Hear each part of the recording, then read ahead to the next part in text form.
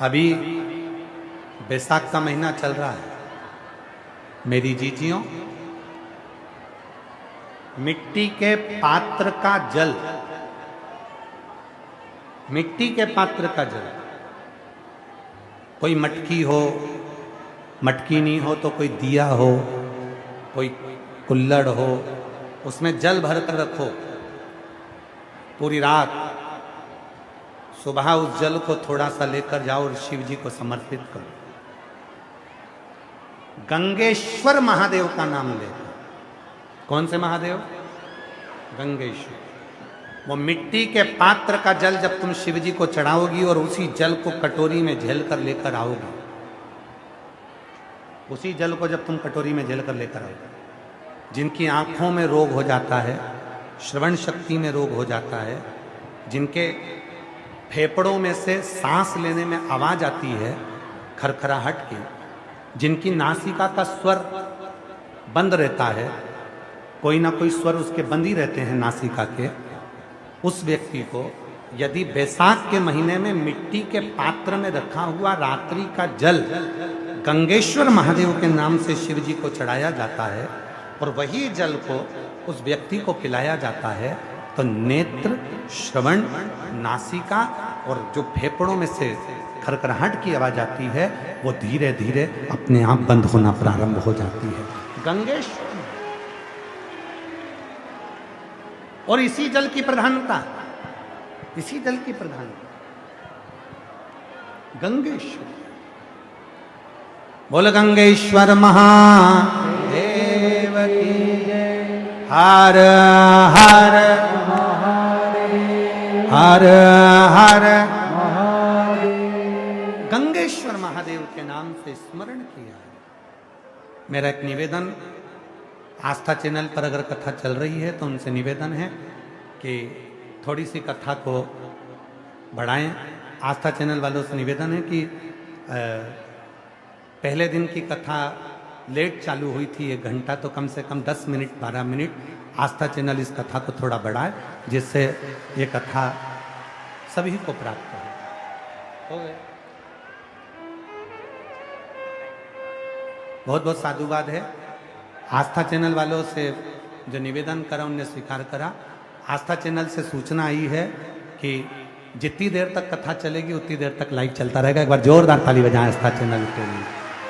हम स्वदेशी को, जिन्होंने पूरे भारत में और पूरे विश्व में, देश और विदेश में जिन्होंने स्वदेशी को जागरूक करा, ऐसे बाबा योग ऋषि रामदेव बाबा के लिए भी जोरदार ताली बजाएं। उनके लिए भी साधुता है जिन्होंने इस कथा को, आज 6ठे दिन की कथा पूरे दिल्ली वालों के लिए गिफ्ट के रूप में कि थोड़ी देर जब तक चले, जब तक लाइव चल रहा है। शिव तत्व शंभु हर हर। तेरी कृपा जब तक मांगा है भोलेनाथ से वरदान। तो मिट्टी का बर्तन यदि तुम्हारे पास नहीं है तो घर में अगर कोई दीपक भी हो, मिट्टी का दिया भी हो, मिट्टी का दिया, तो उसको पात्र में उसको डाल के रख दो। उसका भी जल यदि शिव जी को चढ़ाएंगे, मिट्टी खास तौर से जरूरी है, मिट्टी के पात्र में जल भरा हो और वो जल शिव जी को स्मरण, वो जल मिट्टी का दिया में जल भर दो, या मिट्टी का कोई पात्र हो उसमें जल भर दो, वो जल काम कर दो। यही जल, ध्यान देना, जिस स्त्री, जिस पुरुष, जिस नारी, जिस बहन, जिस भाई की कंधे से लेकर नीचे कमर तक रीढ़ की हड्डी में अगर दर्द रहता है, सुबेरे सुबेरे आप उठते हो और उठने पर कमर में बहुत दर्द सा लगता है, तकलीफ सी लगती है और बहुत ज़्यादा कष्ट होता है, तो रीढ़ की पूरी हड्डी में अगर दर्द रहता है तो उसको स्मरण करना चाहिए। मिट्टी के, ये बैसाख के महीने में प्रदोष के दिन का उपाय है। बैसाख के महीने की कोई भी प्रदोष, दोनों प्रदोष में से किसी भी प्रदोष में, प्रदोष के 1 दिन पहले रात्रि को मिट्टी के पात्र में एक दुर्वा, केवल एक दुर्वा और एक चावल का दाना जमीन पर रखें, उसी के ऊपर मिट्टी के पात्र को रखें और उसी के अंदर जल भर दें। वही दुर्वा, वही चावल का दाना प्रदोष के दिन लेकर जाएं, शिव जी को समर्पित करें। मिट्टी के पात्र में जो जल है वो शिव जी को समर्पित करें। गंगेश्वर महादेव का नाम लेकर वो दुर्वा भी उठाकर लेकर आए, चावल भी उठाकर लेकर आए, चढ़ा हुआ जल भी लेकर आए। चावल को अगर प्रदोष का व्रत करते हो तो ना खाएं, केवल दुर्वा खा लें, चावल को दूसरे दिन खा लें। अगर प्रदोष का व्रत नहीं करते हो तो चावल पहले खाएं, फिर दुर्वा खाएं और रात्रि को सोने से पहले वो जल थोड़ा सा आचमन करें। उसी जल को डब्बी में भरकर रख लें। 7 दिन तक उसी जल को थोड़ा थोड़ा आचमन करते रहें। आप सवेरे सवेरे उठोगे तो आपकी ये कमर का पूरा दर्द अपने आप धीरे धीरे धीरे धीरे समाप्त होते चले। पर शिव जी का नाम स्मरण रखिएगा। कौन से महादेव? जम के बोलो जरा, गंगेश्वर महादेव।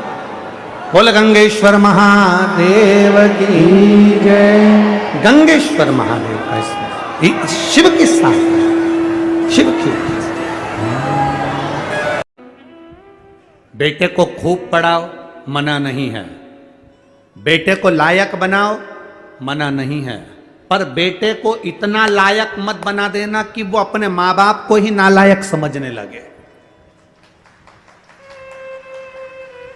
बेटे को लायक बनाना, पढ़ाना, खूब पढ़ाना, पर बेटे को इतना लायक मत बना देना कि जिस माँ ने उसको समझाया, जिस पिता ने उसकी एजुकेशन पर खर्च करा, जिस माँ ने उसको पढ़ाया, जिस पिता ने अपनी नौकरी कर कर कर रुपया बचा बचा कर अच्छे कॉलेज में भेजा, जिस माँ ने उसके कपड़े, उसका पहनावा, उसका रहन सहन, जिस माँ ने उसको बना बना कर भोजन खिलाया, जिस पिता ने अपनी पूरी जिंदगी बेटे को एजुकेशन देने में, पढ़ाने में, आगे बढ़ाने में लगा दी, एक दिन बेटा अपने माँ बाप को नालायक समझे। इतना लायक मत बनाना। बेटों को लायक बनाओ, बच्चों को लायक बनाओ, पढ़ाओ, खूब पढ़ाओ, पर संस्कार देकर पढ़ाना। जो बच्चे संस्कार लेकर नहीं पढ़ते, पढ़ते तो हैं पर उनमें संस्कार नहीं होते, तो एक दिन माता पिता को वो नालायक समझने लगते हैं। हमारे मम्मी पापा में तो अकल नहीं है, हमारे पापा तो हर कुछ के देते हैं, हमारी मम्मी तो हर कुछ बोल देती है, हमारी माँ में तो अकल नहीं है, हमारे पिताजी में तो अकल नहीं है। जब तुम्हारे बच्चे तुम्हारे मुंह पर कह दें कि तुम में अकल नहीं, तुम चुप बैठी रहो, तुम में अकल नहीं, तुम चुप रहो, जब तुम्हारे घर के बच्चे बोलने लगे ये शब्द, समझ लेना कि तुमने बेटों को लायक तो बनाया पर संस्कार देकर लायक नहीं बनाया, इसलिए वो तुम्हें नालायक समझ रहे हैं।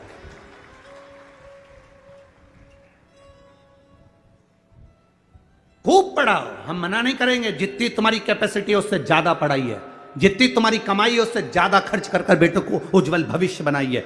बेटा बेटी को अच्छा पढ़ाने का प्रयास करिए, बेटा बेटी का जिंदगी अच्छा बनाने का प्रयास करिए, पर बेटा बेटी आपको लायक बनते बनते आपको नालायक ना समझने लगे, इसलिए थोड़ा संस्कार देने का प्रयास करिए। बच्चों से कहो एक लोटा जल शिव जी को चढ़ा करा। बच्चे कहेंगे माँ जल चढ़ाने से क्या होता है? कुछ नहीं होता, मेरे मन को शांति मिलती है, तू जल चढ़ा करा। मैं जल चढ़ाने नहीं जाऊंगा, मैं भोजन नहीं दूंगी, मैं बाजार में खा लूंगा, घर का दरवाजा बंद है, जाओ खाओ।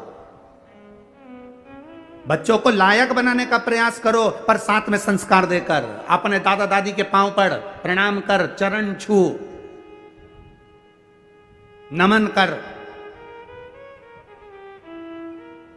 एक दिन बेटा चरण नहीं छूता, दूसरे दिन मामी नाना घर के बच्चे माता पिता कहते थे कोई बात नहीं कल छू लेगा, हो गया ना, आज नहीं छुआ ना, कल छू लेगा, कल फिर नहीं छुआ, परसों छू लेगा, ना ना चरण छू।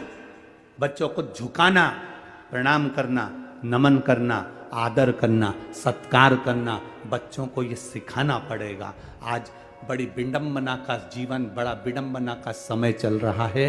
हम बेटा और बेटी को पढ़ा तो लेते हैं, हम बेटा और बेटी को उज्जवल भविष्य बना तो देते हैं, हम बेटा और बेटी को लायक बना तो देते हैं, पर हमारे बच्चे हमको एक दिन नालायक समझने लगते हैं। तब दिल दुखता है कि मेरी औलाद मेरे मुंह पर कह कर जा रही है, दुख होता है अंदर से। पढ़ाओ, कलेक्टर बनाओ, एसपी बनाओ, टीआई बनाओ, तुम्हारी मर्जी पड़े, मंत्री बनाओ, संतरी बनाओ, कलंतरी बनाओ, तुम्हारी मर्जी पड़े, तुम जो बनाओ, पर उनकी वाणी पर तुम्हारा आदर होना चाहिए। ऊंचे सिंहासन पर बैठकर आदर के शब्द समाप्त नहीं होना चाहिए। उनकी वाणी में तुम्हारा सम्मान होना चाहिए, उनकी वाणी में तुम्हारा आदर होना चाहिए, तुम्हारा सत्कार होना चाहिए।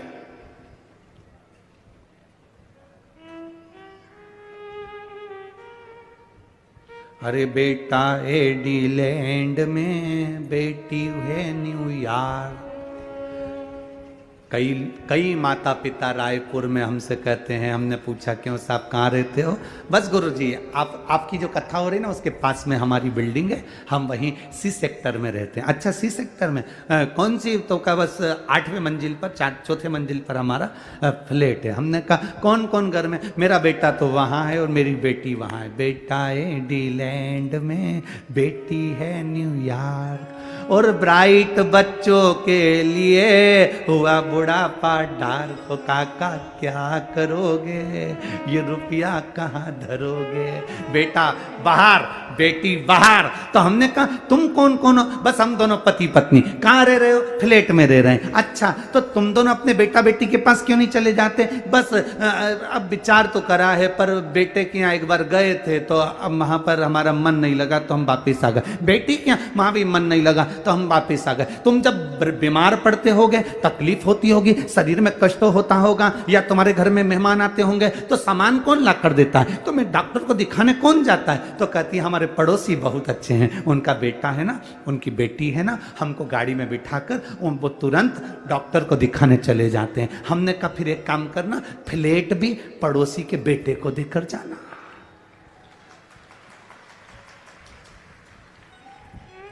मरने के समय पर बूढ़े माँ बाप को डॉक्टर को दिखाने पड़ोसी के बच्चे जा रहे हैं। सब्जी पड़ोसी के बच्चे लाकर दे रहा है, देखरेख पड़ोसी के बच्चे कर रहे हैं। तो मकान की देखरेख तुम कर रहे हो किसके लिए?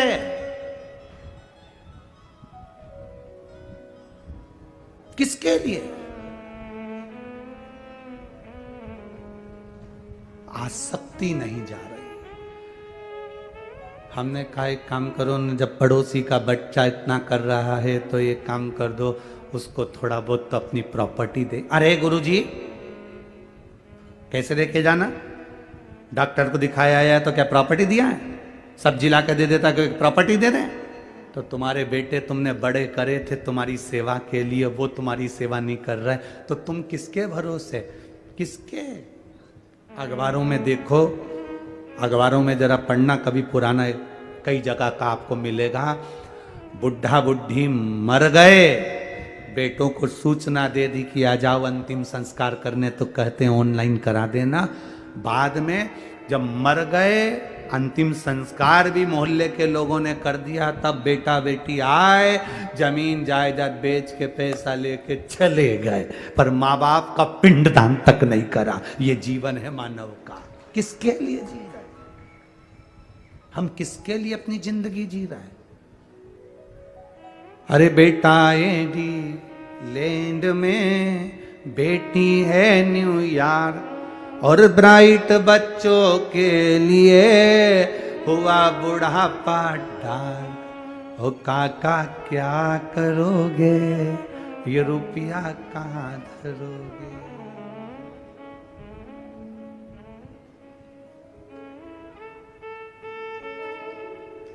केवल ऑनलाइन बच्चों से प्रेम हो गया।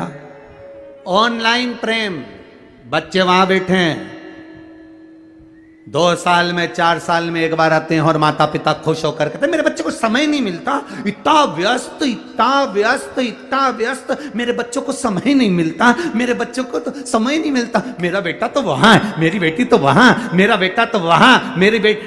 एक चरित्र आता है, एक माँ कुएं से पानी भर रही थी, उसके साथ में 4 माताएं खड़ी थी। एक माँ बोली, बेटा जा रहा था, हाथ हिलाकर बोला माँ हाय, स्कूल जाते जाते। मेरी माँ ने कहा मेरा बेटा सीबीएसई कोर्स से पढ़ाई कर रहा है।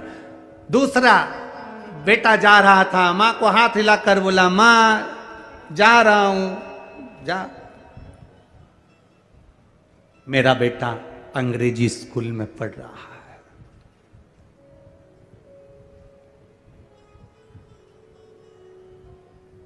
एक माँ का बेटा जा रहा था, माँ बाल्टी उठाकर ले जा रही थी। बेटे ने कहा, रुक माँ, पहले मैं बाल्टी घर रख कर आता हूँ, फिर जाऊंगा। माँ कहती है, मेरा बेटा सरकारी स्कूल में पढ़ रहा है। ये मेरा बेटा है जो सरकारी स्कूल में पढ़ रहा है। अंग्रेजी स्कूल में पढ़ाओ, सीबीएसई कोर्स से पढ़ाओ, एक से बढ़कर एक स्कूल में पढ़ाओ, पर अपने बच्चों को संस्कारवान बनाने का जवाबदारी तुम्हारी है।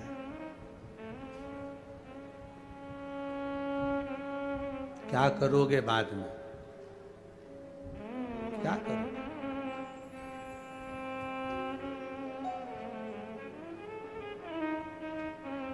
अगर स्नेहवश कोई जवाबदारी आपके जीवन में अपने बच्चों पर नहीं छोड़ी है, तो वो बच्चे आपको भी नहीं कुछ प्रभाव दे पाएंगे।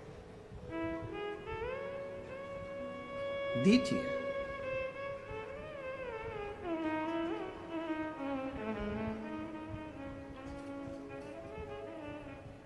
अपने बच्चों को प्रबल बनाने के साथ में हम कहें लायक बनाओ, और आपको नालायक ना समझे। वो खूब पढ़ाओ, बच्चों को एक काम जरूर सिखाओ, जाओ शिव के मंदिर जाओ, थोड़ा बहुत झुकोगे, प्रणाम करोगे, नमन करोगे, मंदिर तक जाओगे, अपने संस्कारों को, अपने धर्म को भूल नहीं पाओगे।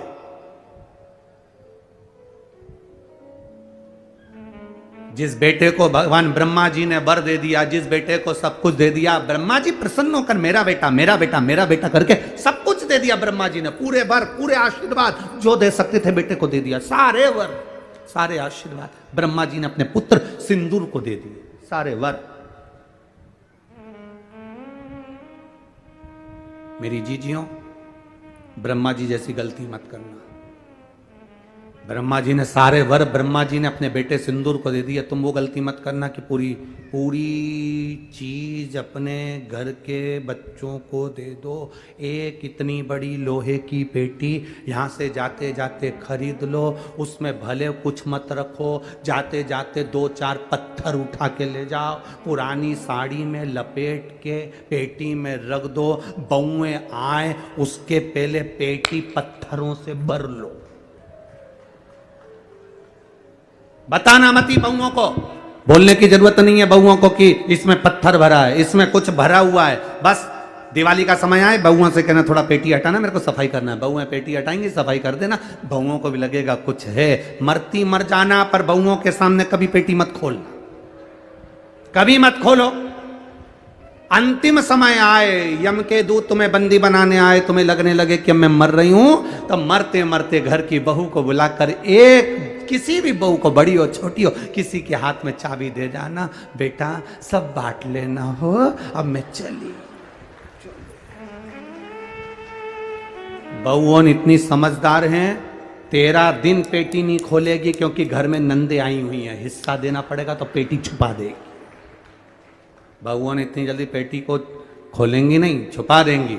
अब बहुओं को मालूम है सास के पास बहुत सामान है, तो 10वां भी अच्छा करेगी, 12वां भी अच्छा करेगी, खूब साड़ी बांटेगी, 12-13 खिलाएगी पिलाएगी, लड्डू गुलाब जामुन इमरता भजिया, सारे ब्राह्मणों का भोजन कराएगी, मेहमान को भी खूब देगी। और सब चले गए और ननन भी चली गई, तब बहुएं पेटी खोलेंगी और उनमें से भाटा निकलेगा और करम फोड़ेंगे।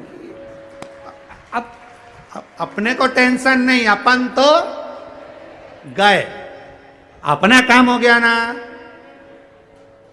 ब्रह्मा जी जैसी गलती मत कर देना कि पूरे वर एक साथ दे दिया, आयुष्मान भव, चिरंजीवी भन, यशवान भव, ये भी दे दिया, वो भी दे दिया। ऐसी गलती मत कर देना। थोड़ा ना थोड़ा अपना बुढ़ापा निकालने के लिए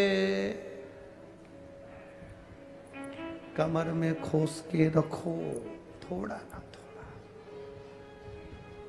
एकदम। और आपसे भी निवेदन है, अपनी चिंता, अपना टेंशन सब शिव को छोड़ दो। जैसे एक बहुत सुंदर एक कविता मिलती है, एक पंक्ति मिलती है, एक कहानी मिलती है।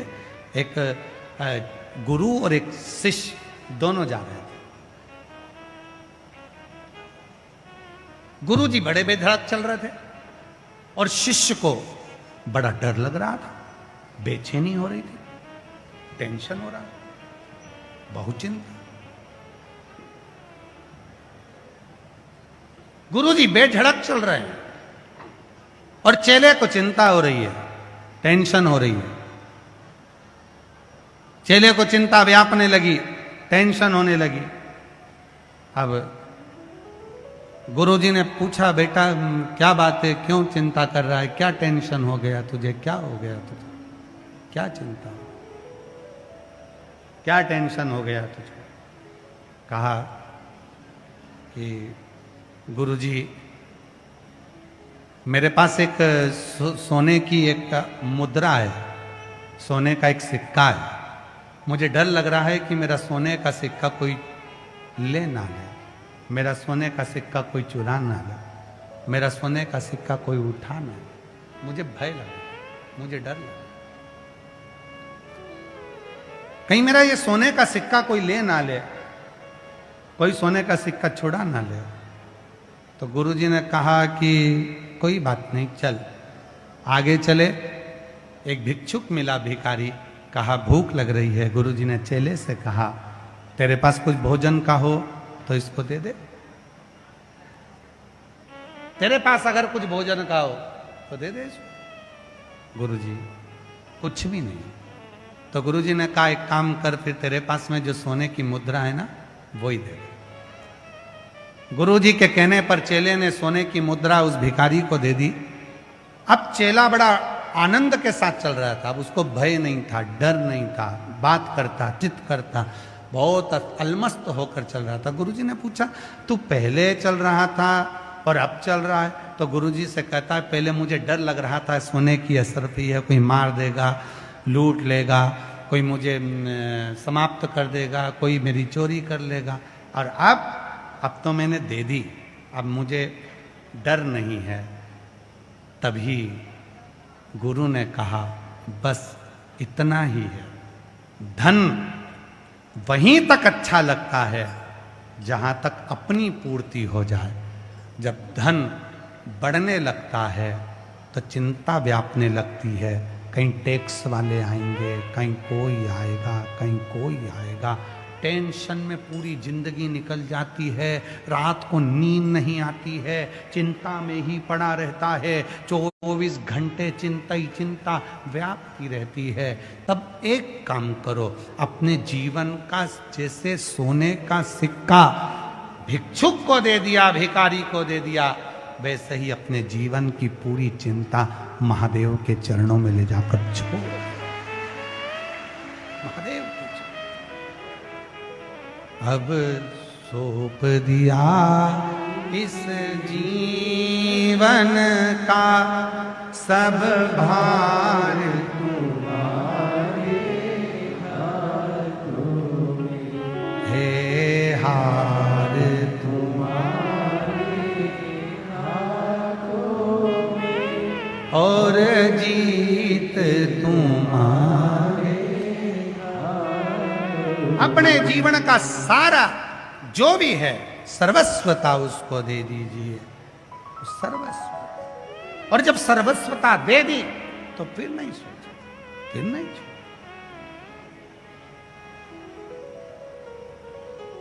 तेरे भरोसे मेरी गाड़ी,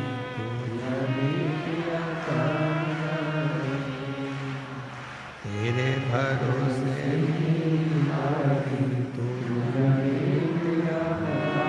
हमारा जीवन, हमारा घर, हमारा परिवार, हमारा सर्वस्व तेरे भरोसे चल रहा है, हमारा कुछ भी नहीं है, सब कुछ तेरा है, सारा की सारा खेल तेरा, हमारा कुछ भी नहीं, कुछ भी नहीं तेरा, सब तेरा, सर्वस्वता तेरी, हमारा कुछ नहीं। जो कर्जे में डूबे हैं ना,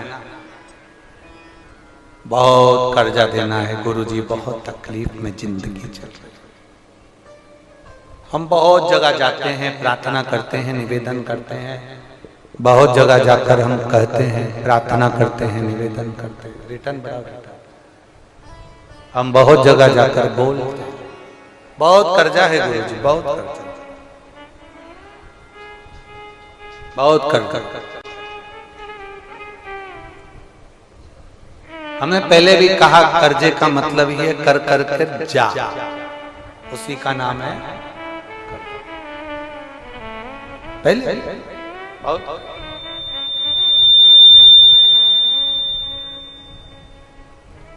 बहुत तकलीफ है।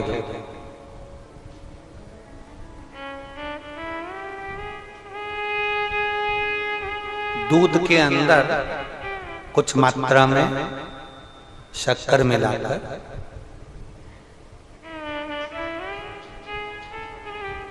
कुछ मात्रा में शक्कर मिलाकर दूध के अंदर एक बेलपत्र बाबा देवादिदेव महादेव को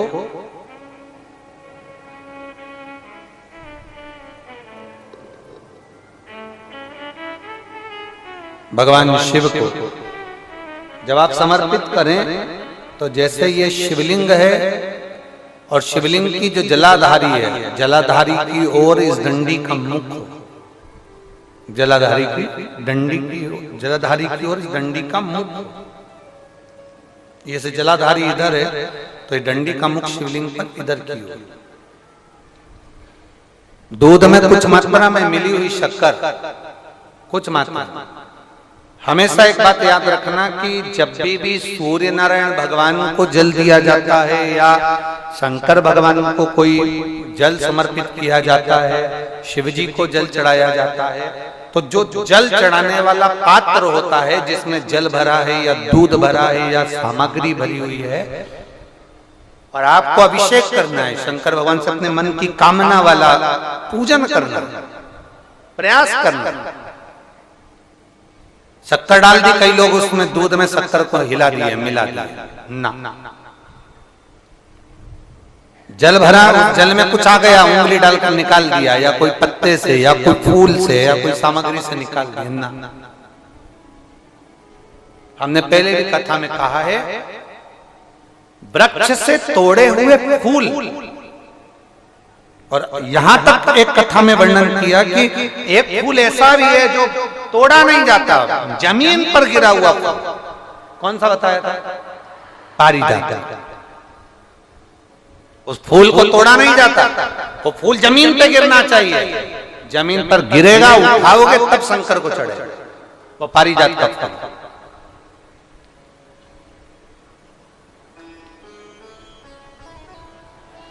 वो पारिजात का पुष्प, पुष्प का एक नियम है। अब वृक्ष से फूल तोड़े आपने और उसको धो दिया, वृक्ष को टूटे हुए फूल को तुमने धो दिया या पानी के पात्र में उसको डाल दिया, पानी के पात्र में भी अगर उसको डाल दिया, तुम्हारे पास बाल्टी है, कमंडल है जिसमें पानी भरा हुआ है, लोटा है जिसमें पानी भरा हुआ है, उसमें फूल डाल दिया तुमने, वो फूल भगवान को समर्पित कर रहे हो, निकाल कर वो फूल भगवान शंकर कभी स्वीकार नहीं करेगा, कभी नहीं स्वीकार करेगा, कोई देवता उस पुष्प को कभी स्वीकार नहीं करेगा।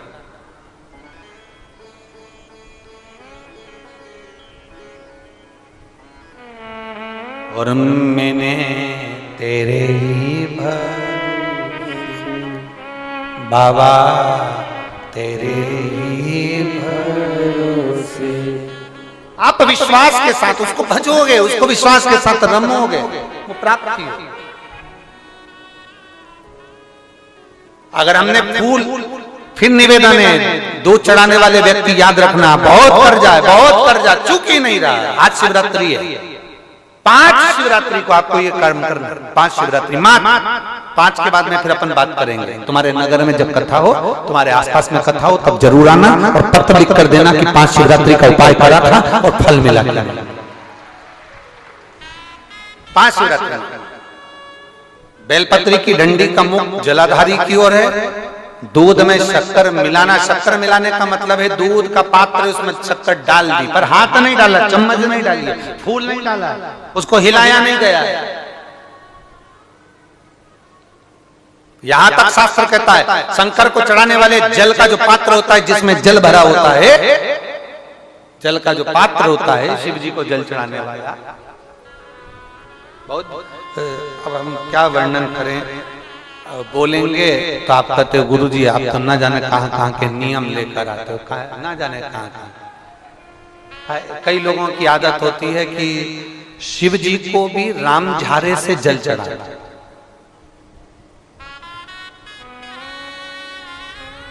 राम झारा देखा है आप लोगों ने? एक इतना बड़ा कलश होता है, उसमें एक टोंटी लगी होती है, एक टोंटी लगी होती है, उसको राम झारा कहते हैं। कई लोग शंकर भगवान पर भी राम झारे से जल चढ़ाते हैं। राम झारे उसमें क्योंकि जल भर लिया और वो टोंटी लगी, उसमें से पानी डाल, उसमें से जल चढ़ रहा ना। ये जिसने तुमको अकल दी है ना, शंकर भगवान को आप जाओ दूसरी जगह पर चढ़ सकता होगा। मेरे ठाकुर जी को, मेरे राम जी को, मेरे कृष्ण जी को, भवानी माँ को, सबको राम झारे से जल चढ़ा दो, चल जाएगा। पर मेरे महादेव को जल राम झारे से नहीं चढ़ता। उसका कारण ये है, आप चढ़ाना है तो श्रृंगी से जल चढ़ा सकते हो, श्रृंगी से जल चढ़ा सकते, मना नहीं। और राम झारे से जल, उसका केवल एक कारण है, राम झारे का जो जल होता है यहां से आने के बाद टेढ़ा मुड़कर जाता है, और मेरा भोला भंडारी तो सीधा सीधा है।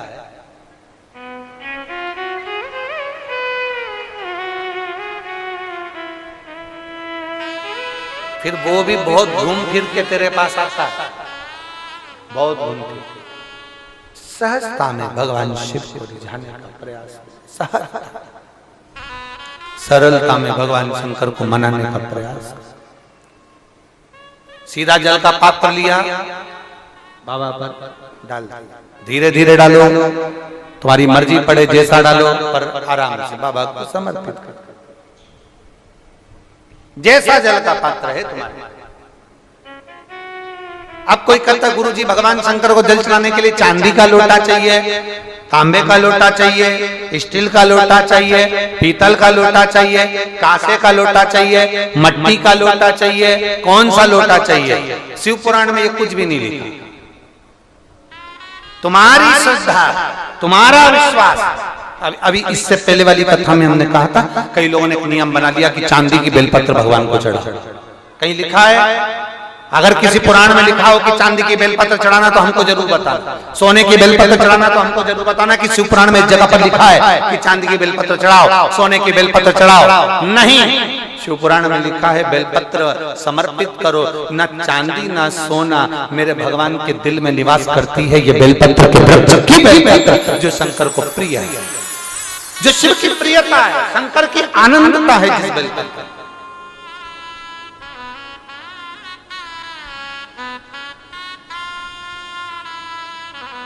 और भोले भंडारी रे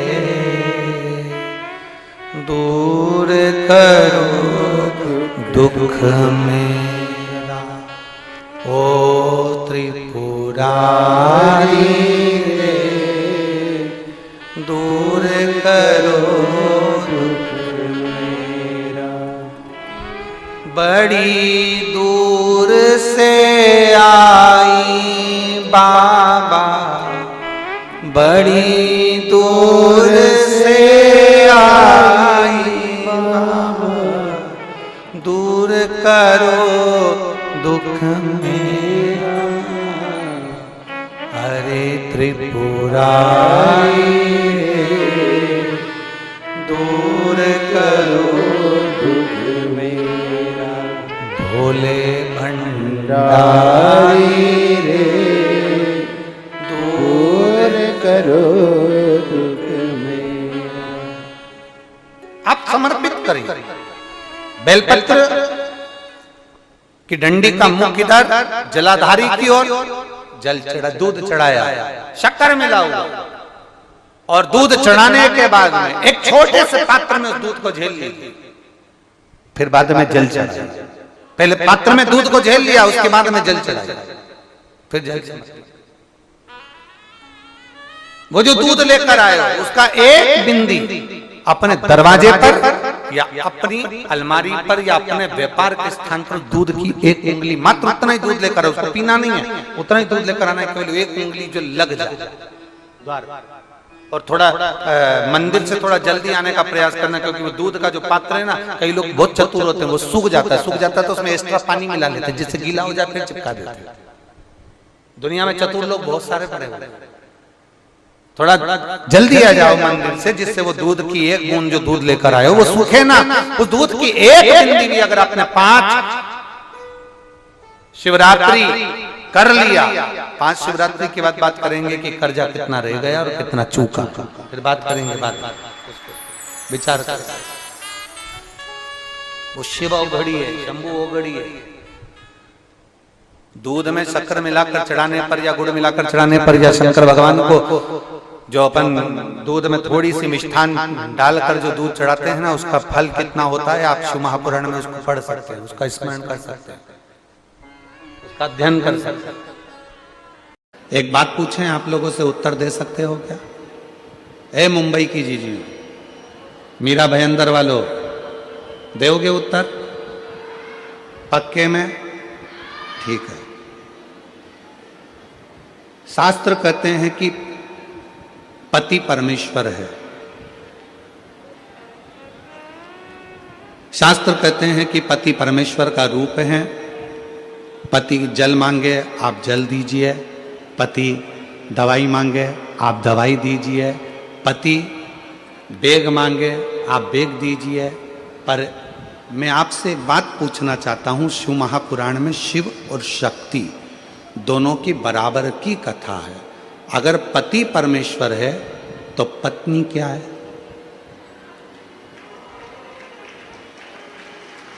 पत्नी क्या है? पत्नी भी तो परमेश्वरी है। बोलो जम के, है कि नहीं है? अगर पति परमेश्वर है तो पत्नी भी परमेश्वरी है। पति का सिर दुखा तो धर्म पत्नी पानी देने को तैयार है। पति को तकलीफ है तो धर्म पत्नी उसको दवाई देने को तैयार है।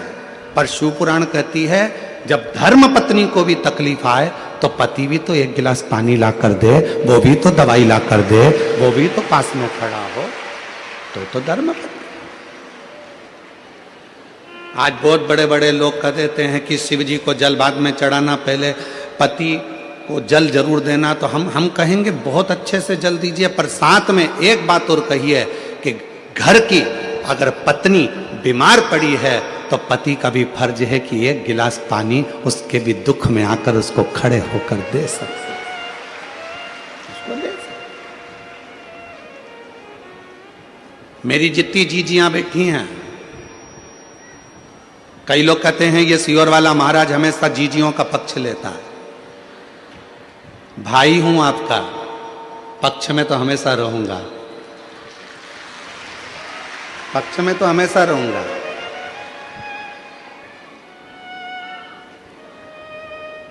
पूरे महीने अगर मेरी बहन, मेरी जीजियां आपको पानी दे सकती हैं, आपके लिए भोजन बना सकती हैं, पूरे महीने मेरी जीजियां आपके लिए सब कुछ कर सकती हैं, तो उसके रजस्वला धर्म के 5 या 7 दिन तो तुम भी उनको पानी दे सकते हो, तुम भी उनके लिए प्रसाद बना सकते हो, तुम भी उनके लिए सहयोग कर सकते हो। शिव पुराण में शिव और शक्ति की दोनों की बराबर की गाथा, दोनों की। भृंगी की कथा आप लोगों ने सुनी है।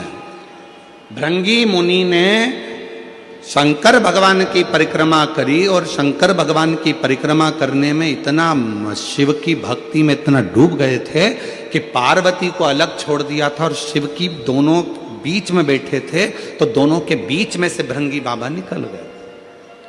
शिव जी को वो अच्छा नहीं लगा था, शंकर भगवान को वो श्रेष्ठ नहीं लगा। शिव जी ने पार्वती को उठाकर अपनी गोदी में बिठा लिया और दोनों एक हो गए। भृंगी को लगा कि अब तो मैं शंकर की परिक्रमा कैसे करूं, पार्वती और शिव दोनों साथ में बैठ गए। फिर भी भृंगी ने एक छोटे से भंवर का रूप रखकर दोनों के बीच में से निकलना प्रारंभ कर दिया। तब शिव जी को क्रोध आया। भगवान शंकर कुछ बोलते उससे पहले मां जगतजननी को लगा कि ये भृंगी तो शंकर का भक्त है, शिव का उपासक है, अगर शिव इसको श्राप देंगे तो अच्छी बात नहीं है। तो मां आद्य शक्ति स्वयं सामने आ गई और बुराई का पूरा ठीकरा मां आद्य शक्ति ने अपने ऊपर ले लिया और कह दिया, भृंगी सुन, एक मनुष्य के शरीर में हड्डी जितनी अस्थियां हैं ये उसके पिता की दी हुई होती है, और मनुष्य के शरीर में जितनी मांस है, रक्त है, पीप है, ये शरीर में जो रक्त है, मांस है, ये पीप है, ये सब उसकी मां का दिया हुआ होता है। और सुन भृंगी, आज तूने शंकर और शक्ति को, शिव और शक्ति में विभाजन उत्पन्न करा है, इसलिए मैं तुझे श्राप देती हूं कि तेरे शरीर में जो माता का दिया हुआ भाग है वो पूरा छिन्न हो जाए। अब हुआ क्या कि भृंगी पूरा की पूरा हड्डी का ढांचा बन गया, पूरा हड्डी का ढांचा। आप लोग देखना, शिव जी का फोटो देखो या शंकर भगवान की बारात का फोटो देखो या कोई वीडियो देखो, तो उसमें दिखेगा एक हड्डी कंकाल जैसा एक व्यक्ति चल रहा है, उसके 3 पांव हैं, उस भृंगी के 3 पांव हैं, उस श्रृंगी भृंगी के 3 चरण हैं, उस श्रृंगी भृंगी के 3 चरण, और वो श्रृंगी भृंगी के जो 3 चरण थे उस क्यों थे? क्योंकि शिव जी ने देख लिया था कि इसके 2 चरण से यह खड़ा नहीं रह पा रहा है, तो भगवान शंकर ने उसको 1 चरण और दे दिया था कि तू इन 3 चरण से अपने स्थान गंतव्य तक जा सकता। शिव महापुराण की कथा कहती है पति और पत्नी में कोई भेद नहीं होना चाहिए।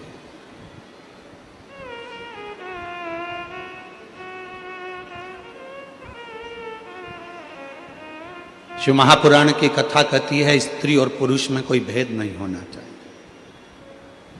शिव महापुराण की कथा कहती है एक पति कहता है कि मैं ऑफिस से आया, तू मुझे पानी ला कर दे, और मान लो वही पत्नी तुम्हारी भी नौकरी करती है, वो भी ऑफिस जाती है। मुंबई जैसे शहर में तो परिवार को चलाने के लिए पति पत्नी दोनों को जॉब करना पड़ता है। बोलो मेरी जीजियों, सही है कि गलत है?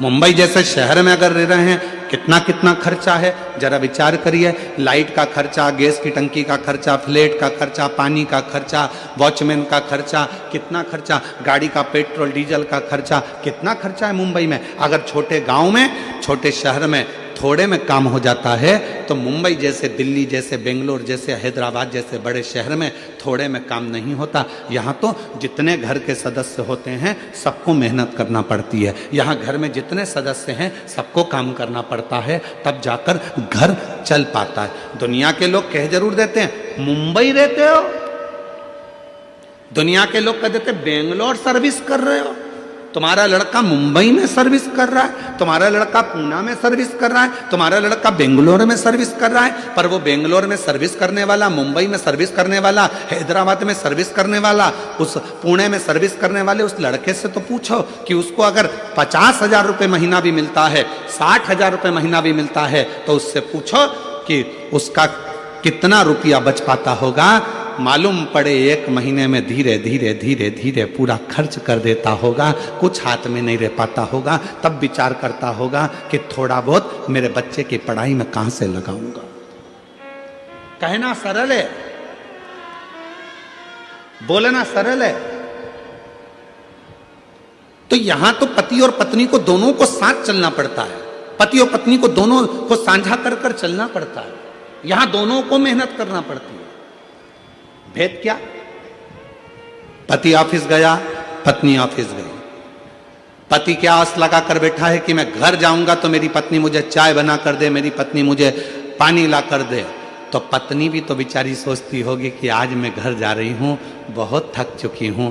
जितना पति थका होगा उतनी वो भी थकी होगी। उसके मन में भी भाव आता होगा कि कोई तो हो जो मुझे 1 गिलास पानी का पूछ ले। अगर वही पत्नी अपने मायके में नौकरी कर रही होती, अपने मायके में रह रही होती, और जब नौकरी कर कर घर आती तो वो माँ उसको कहती बेटा थक गई होगी, ले 1 गिलास पानी पी ले, मैं जब तक चाय बना कर लेकर आती हूँ। उस पत्नी को अपने मायके की याद आती है जब वो अकेली हो जाती है। तो शिव कथा कहती है पार्वती जी का संवाद कर रहा है, सती माता का संवाद कर रहा है। एक श्रेष्ठ पति की गणना क्या होती है, एक श्रेष्ठ पति कैसा होना चाहिए कि धर्म पत्नी जो तेरे साथ ब्याह कर कर आई है उसको मायके की कभी याद ना आवे, और तेरा संग ऐसा मिले कि उसका मान सम्मान और इज्जत दोनों बढ़ती चले, दोनों का सम्मान। एक लाइन आप लोगों ने सुनी होगी, आप तो फिल्मी दुनिया के लोग हो, मुंबई जैसे शहर में रहते हो, गाने तो आप गुनगुनाते रहते हो, तो एक गाना और आपके जीवन में गुनगुना रहे होगा आपने, मैके की कभी ना याद आए, ससुराल में इतना। आता है आप लोगों को? आता है? जरा बोलो तो, जरा बोलो, मायके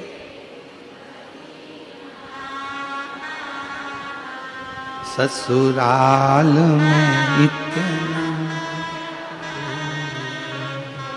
बाबा की दुआएं लेती जा, जा तुझको सुखी संसार मिले, बाबा की दुआएं लेती जा, जा तुझको सुखी संसार मिले, मैके की कभी ना याद आए, मायके की कभी ना याद आए, ससुराल में इतना प्यार मिले।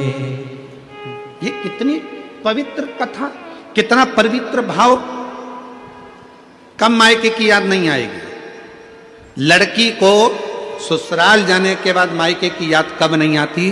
जब उसका पति उसका आदर करता है, जब उसके परिवार वाले उसका सम्मान करते हैं। और हम कहेंगे, पत्नी से भी निवेदन करेंगे और पति से भी निवेदन करेंगे, याद रखना, पति आपका आदर करे, आपके ससुराल आपके परिवार वालों का आदर करे, तो आपको भी उसके परिवार वालों का आदर सम्मान दोनों को बरकरार रहे, दोनों को।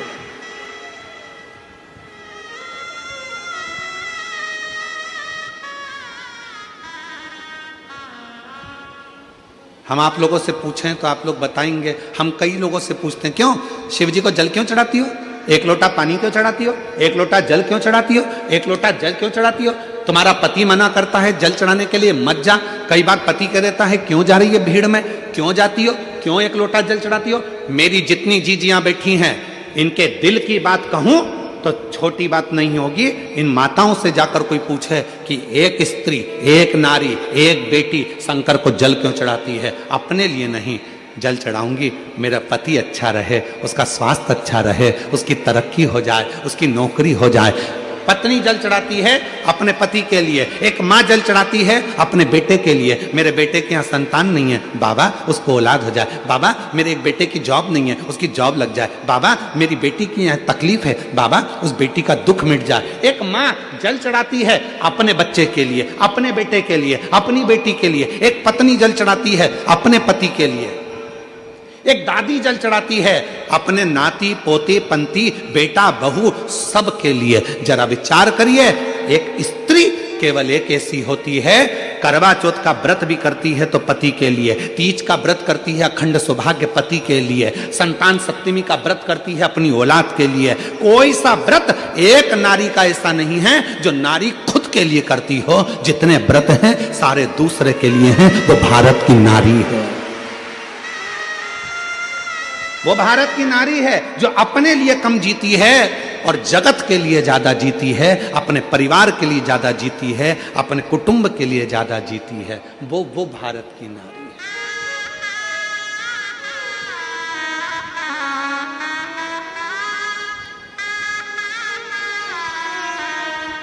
वो भारत की नारी। और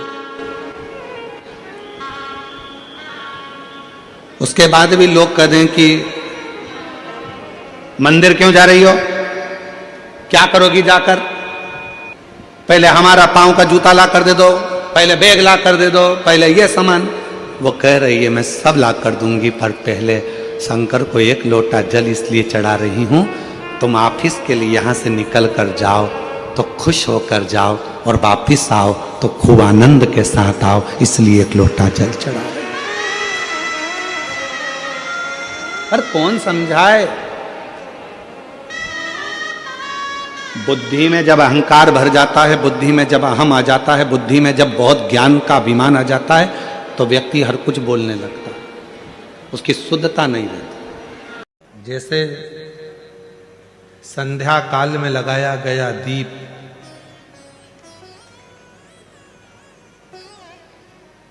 मानदेह नामक असुर का संहार कर देता है, प्रतिदिन एक नियम बनाकर रखना चाहिए कि रोज शाम के समय पर अपने घर में प्रदोष काल के समय पर एक दीप जरूर लगाना चाहिए। और यदि बेलपत्र का वृक्ष है तो उस बेलपत्र के वृक्ष के सामने भी एक दीप अवश्य लगाना चाहिए।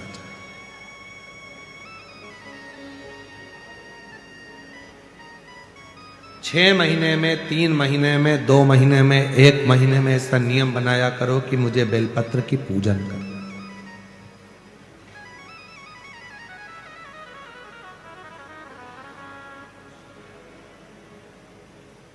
स्वयं माता लक्ष्मी जी ने भगवान नारायण को पाने के लिए बेलपत्र का पूजन किया। जब इंद्र की पूरी सत्ता चली गई थी, सारा की सारा धन इंद्र का चले गया था, असुरों ने उस इंद्र के सिंहासन पर अपना कब्जा जमा लिया था, तब इंद्राणी ने, स्वयं सची माना इंद्राणी ने शिव जी की साधना करी, बेलपत्र के वृक्ष के, बेलपत्र की पूजन करें।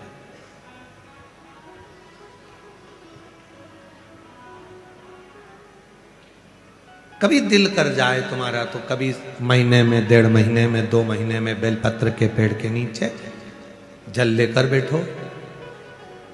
बेलपत्र के वृक्ष के नीचे दूध नहीं चढ़ाना, बेलपत्र के वृक्ष के नीचे दही नहीं चढ़ाना,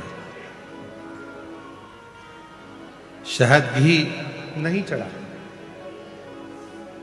बेलपत्र के वृक्ष के नीचे जब आप बैठते हैं, बेलपत्र पूजन का एक विधान होता है कि जब हम बेलपत्र की पूजन करते हैं तो 2 कलश पानी के भरे हुए, एक अपने सीधे हाथ की ओर, एक उल्टे हाथ की ओर रखा जाता है। पूजन की थाली बीच में रखी जाती है। 2 बत्ती का, लंबी बत्ती का, 2 बत्ती लंबी घी की जलाई जाती है। लंबी बत्ती, बेलपत्र के वृक्ष के नीचे 2 बत्ती लंबी जोड़ा बनाकर उसको जलाया जाता है। फिर दोनों हाथ में कलश में जल है, बेलपत्र के वृक्ष के नीचे दोनों हाथों का जल धीरे धीरे शिव जी का स्मरण कर कर, नारायण लक्ष्मी का स्मरण कर कर, मां आदिशक्ति गौरा का स्मरण कर कर, रिद्धि सिद्धि गणेश का स्मरण कर कर उसको चढ़ाओ। प्रार्थना करो, विनय करो, मेरे जीवन में बहुत कष्ट है, उसको मिटाना है आपको। शिव आपसे प्रसन्न होते हैं, वैसे मेरी जिंदगी भी प्रसन्न करना है आपको। जल चढ़ाकर दोनों पात्रों का थोड़ा थोड़ा जल कलश में बचा लेना है, पूरा पात्र खाली नहीं करना है, दोनों को वापस रखना है। और थोड़ी सी हल्दी पीसी हुई शिव जी के उस बेलपत्र पर लगाएं, थोड़ा कुंकुम वो भी बेलपत्र पर लगाएं। 7 दाने अक्षत के, केवल 7 दाने अक्षत के बेलपत्र को छुआकर अपनी थाली में रख लें। घर पर जब जाएं तो वो 7 दाने अक्षत के और बेलपत्र के वृक्ष में जो चढ़ा हुआ थोड़ा सा जल बचाकर लाए हो, वो घर में छींट कर 7 दाने पूरे घर में डालना प्रारंभ करें। महीने में, 2 महीने में, 3 महीने में एक बार करिए। जीवन में किसी के आगे हाथ फैलाने की जरूरत नहीं पड़ेगी। इतनी संपदा बाबा, इतनी संपदा। बेलपत्र की महत्वता को लोग जानते नहीं है। एक प्रदोष की महत्वता, एक बेलपत्र की महत्वता। अभी हमने पहले भी कहा, एक कथा प्रदोष काल की रह गई है। एक बार हम दिल्ली बाच रहे थे पर वो पूरी नहीं हो पाई क्योंकि पानी आ गया था। हम प्रयास कर रहे हैं उस कथा को कुबेरेश्वर धाम पर, क्योंकि उसमें प्रदोष काल की कथा में टेंट नहीं लगता। वो प्रदोष काल की जो कथा होगी सीहोर कुबेरेश्वर धाम में, उसमें टेंट नहीं लगेगा, उसको खुले मैदान में बांचना पड़ता। आप और हम सब खुले मैदान में बैठकर प्रदोष काल में उस कथा को सुनेंगे और उसमें प्रदोष की महत्वता को जानेंगे। और हमारी तरफ से हम तो आज प्रकाश जी आपको भी, दीना भाभी जी आपको भी, दोनों को निमंत्रण दे रहे हैं। जब भी सीहोर में जब कथा हो प्रदोष काल की, तो एक दिन कम से कम आप लोग आकर उस कथा की पूजन आपको भी करना रहे, प्रदोष काल की कथा।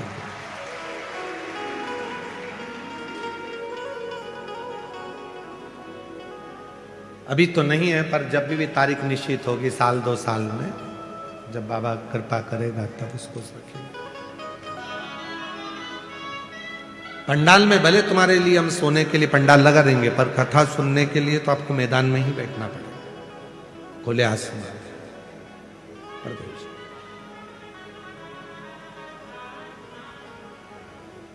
शिव तत्व को जान, बेलपत्र की महत्वता को जिसने जान लिया, आज लोग बेलपत्र को जान रहे हैं कि बेलपत्र खाने से शुगर, बीपी, थायराइड जैसी बीमारियां भी ठीक हो जाती हैं। उस बेलपत्र की महत्वता को जाने।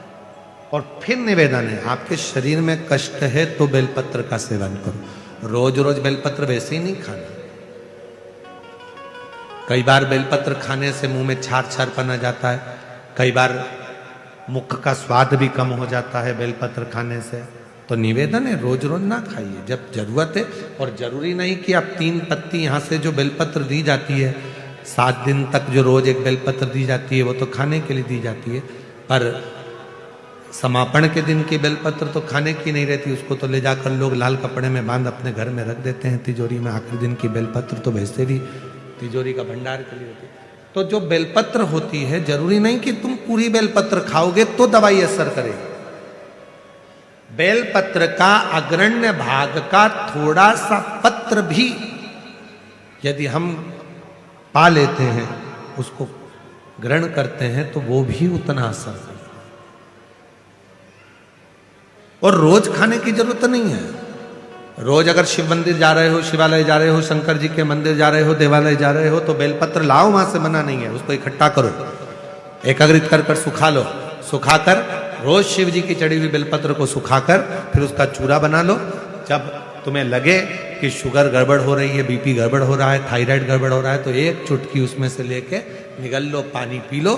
बाबा की कृपा से आधा घंटा 1 घंटे में वो sugar, BP, thyroid sub level में आना प्रारंभ हो गया। उस बेलपत्र की महत्वता को जिसने जाना, कभी कुबेरेश्वर धाम जाओ तो कुबेरेश्वर बाबा के धाम पर जो 200-300 साल पुराना, जो 300 साल के ऊपर पुराना बट वृक्ष है, जहाँ बाबा बैठे हैं, बटकेश्वर महादेव, उसका दर्शन करो। उस पेड़ की छांव में बैठकर बाबा का मंत्र जाप करो। अभी अभी हमने थोड़ा सा उसको बंद कर दिया था, क्योंकि वहाँ बाबा के जोड़ा घूम रहा था तो वो शरीर पर चढ़ जाता था, इसलिए अभी स्थान पर वहाँ जाना थोड़ा बंद कर दिया था, पर पुनः वापिस उसको खोल दिया। बेलपत्र की वाटिका है छोटी सी, उस बेलपत्र की वाटिका के पास में बैठकर भगवान शिव का नाम उच्चारण करो, नाम स्मरण। शिव भक्ति करो जहां तक हो सके, शंकर की अविरल भक्ति को धारण करो।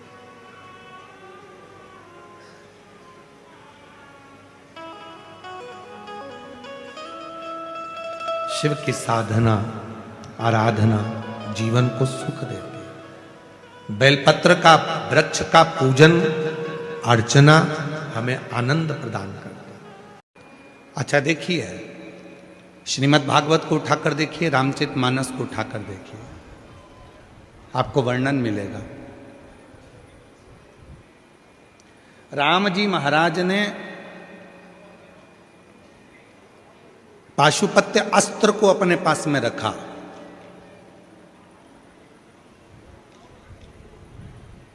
श्रीमद् भागवत कथा में वर्णन आता है कि भगवान कृष्ण ने पाशुपत्य योग को अपने पास में रखा, और जब पाशुपत्य योग भगवान कृष्ण को मिल गया तो उन्होंने पाशुपत्य अस्त्र भी अपने पास में रखा। पाशुपत्य योग, पाशुपत्य अस्त्र सब देवताओं ने अपने पास में रखा। वेदव्यास जी शिव महापुराण में लिखते हैं, वेदव्यास जी विद्येश्वर संहिता में लिखते हैं कि संसार के लोगों ने भगवान शिव से निवेदन करा कि भोले बाबा, राम जी ने आपका पशुपत अस्त्र प्राप्त कर लिया, भगवान कृष्ण ने पशुपत अस्त्र प्राप्त कर लिया, पाशुपत योग प्राप्त कर लिया, पर ये संसार के लोगों का कल्याण, कलयुग में जो जन्म लेंगे इनका उद्धार कैसे होगा? तो वेद व्यास जी लिखते हैं कि भगवान शिव स्वयं माँ पार्वती से कहते हैं कि कली काल में मैंने त्रेता में राम जी को पशुपत अस्त्र दिया है, मैंने द्वापर में भगवान कृष्ण को पशुपत अस्त्र दिया है, मैंने द्वापर में भगवान कृष्ण को पशुपत योग दिया है, मैंने त्रेता में भगवान राम को पशुपत योग दिया है, पर मैंने कलयुग के लोगों के लिए एक व्रत बचा कर रखा है और वो है पशुपति व्रत। ऐसा व्रत जिससे व्यक्ति कलिकाल में सारे सुख प्राप्त कर सकता है। पाशुपत्य व्रत, पशुपत व्रत वो व्रत है जिससे संसार का मनुष्य जो चाहे वो प्राप्त कर सके, जो चाहे।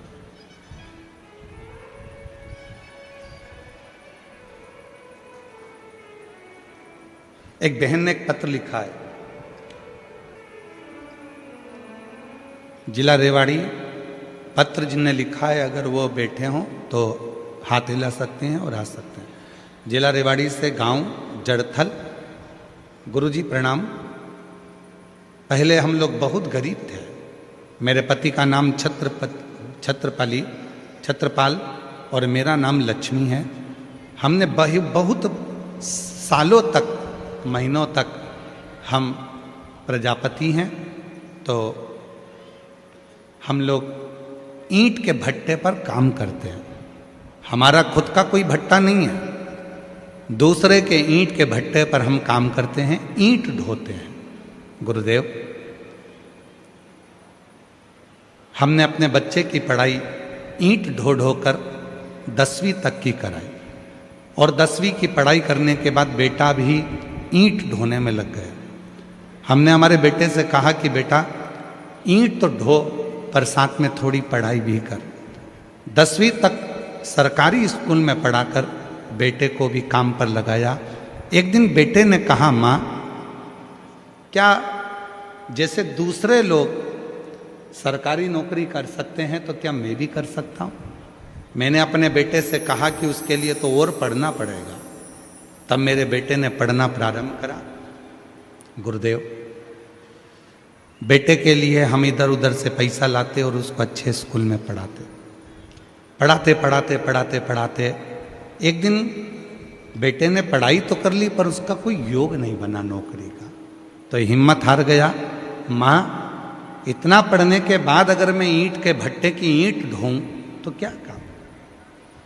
तब मैंने अपने बेटे से कहा कि मैं ईंट बनाते बनाते उस योर वाला बाबा है ना, उसकी कथा सुनती हूँ मोबाइल पर।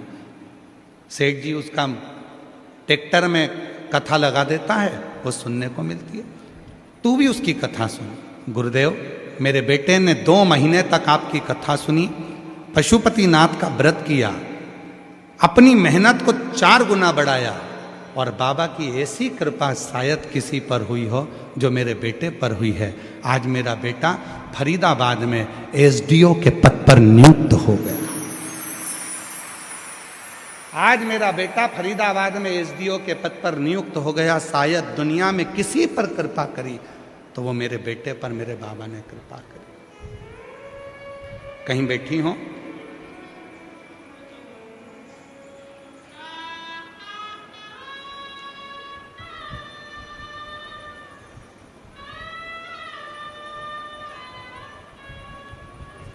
गुरुजी और मेरे बाबा को मैं क्या धन्यवाद दूं? जरा पत्र को पढ़िएगा, इस पत्र की जरा ऊपर वाली लाइन का आप स्मरण करिएगा।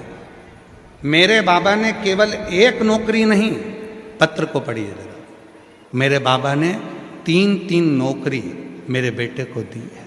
3-3 नौकरी दे दी, कोई एक नौकरी नहीं छोड़ी। वेदव्यास जी लिखते हैं अपनी शिव पुराण के अंतर्गत, वेदव्यास जी वर्णन करते हैं शिव महापुराण के अंतर्गत। शिव महापुराण में वेदव्यास जी लिखते हैं, मैंने राम जी महाराज को पशुपत अस्त्र दिया है त्रेता में, मैंने राम जी को पशुपत योग दिया है त्रेता में, मैंने द्वापर में भगवान कृष्ण को पशुपत अस्त्र दिया है, पशुपत योग दिया है। तब कली काल के लोगों के लिए, कलयुग के रहने वाले मनुष्यों के लिए, इनकी कार्य सिद्धि के लिए आपने क्या दिया है? तो वेद व्यास जी लिखते हैं कि शिव जी कहते हैं पार्वती, मैंने कली काल के मनुष्य के लिए पाशुपत व्रत दिया है। इस व्रत को जो नियम से धारण करता है, शिव कहते हैं कलयुग में उसके मनवांछित फल की प्राप्ति होना प्रारंभ हो। ये वो व्रत है, ये वो साधना है, ये वो तप है, ये वो व्रत है, पाशुपत।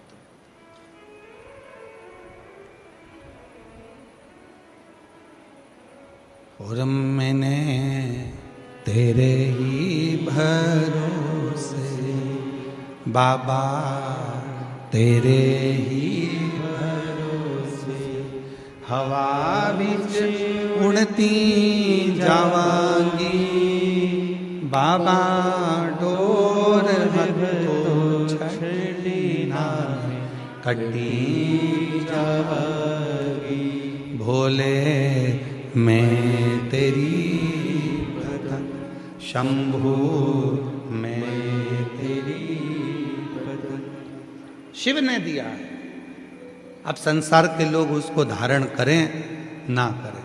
शिव तत्व कहता है, शिव महापुराण की कथा कहती है, भगवान शंकर का चरित्र कहता है, शिव महापुराण की कथा कहती है।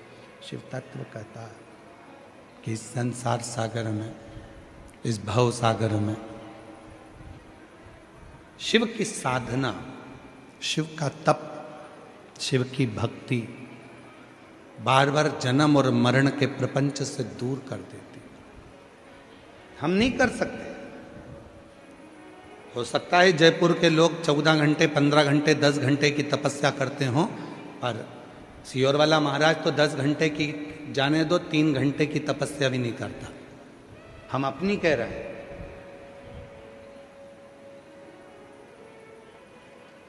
हो सकता है आप लोग तो 3-4 घंटे की तपस्या कर लेते होगे, पर हमसे तो नहीं बनती। हाँ, हमसे एक काम बनता है जो मेरे वेद व्यास जी ने लिखा शिव पुराण में, कि कली काल में, इस कलयुग में तपस्या कम हुई है, समस्या बड़ी है, और समस्या का हल करने के लिए वेद व्यास जी ने 1 लोटा जल और श्री शिवाय नमस्तुभ्यम का मंत्र दिया है, जिसको हम जपते हैं, भजते हैं और शिव को चढ़ाते हैं।